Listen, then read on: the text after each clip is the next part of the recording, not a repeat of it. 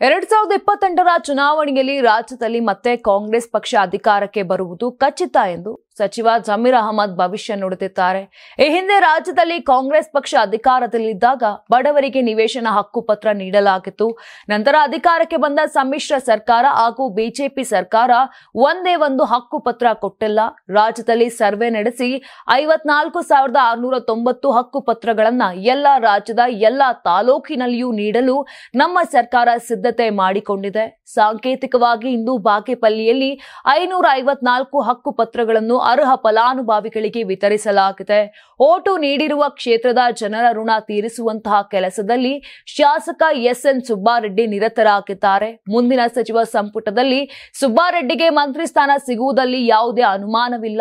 ರಾಜ್ಯದಲ್ಲಿ ಅರ್ಹ ಫಲಾನುಭವಿಗಳಿಗೆ ಉಚಿತವಾಗಿ 43,354 ಮನೆ ನೀಡುವ ಮೂಲಕ 6ನೇ ಗ್ಯಾರಂಟಿಯಾಗಿ ಘೋಷಣೆ ಮಾಡಲಾಗುವುದು.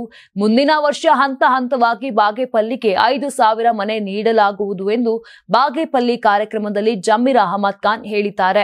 ನೀವು ಸಣ್ಣ ಆಗ್ಬೇಕಲ್ವಾ, ಅದು ಒಂದು ಉತ್ತಮ ಆಹಾರದಿಂದ ಸಣ್ಣ ಆಗ್ಬೇಕಲ್ವಾ. ಪ್ರತಿದಿನ ನಮ್ಮ ಜೀನಿ ಸ್ಲಿಮ್ ನ ಯೂಸ್ ಮಾಡಿ ಯಾವುದೇ ಸೈಡ್ ಎಫೆಕ್ಟ್ ಇಲ್ದಂಗೆ ನೀವು ಸಣ್ಣ ಆಗ್ತೀರಾ. ನಿಮಗೆ ಮಾಧ್ಯಮದಲ್ಲಿ ಕೆಲಸ ಮಾಡುವ ಆಸಕ್ತಿ ಇದೆಯಾ? ಹಾಗಾದ್ರೆ ಕರ್ನಾಟಕ ಟಿವಿ ಡಿಜಿಟಲ್ ಮೀಡಿಯಾದಲ್ಲಿದೆ ನಿಮಗೆ ಒಳ್ಳೆಯ ಅವಕಾಶ. ಆಯ್ಕೆಯಾದವರಿಗೆ ಉಚಿತ ತರಬೇತಿ ಕೊಡ್ತೀವಿ. ತರಬೇತಿ ನಂತರ ಕೆಲಸ ಮಾಡುವ ಅವಕಾಶನೂ ಕೊಡ್ತೀವಿ. ಈ ಕೂಡಲೇ ನಿಮ್ಮ ಮಾಹಿತಿಯನ್ನ ಮೇಲ್ ಮಾಡಿ.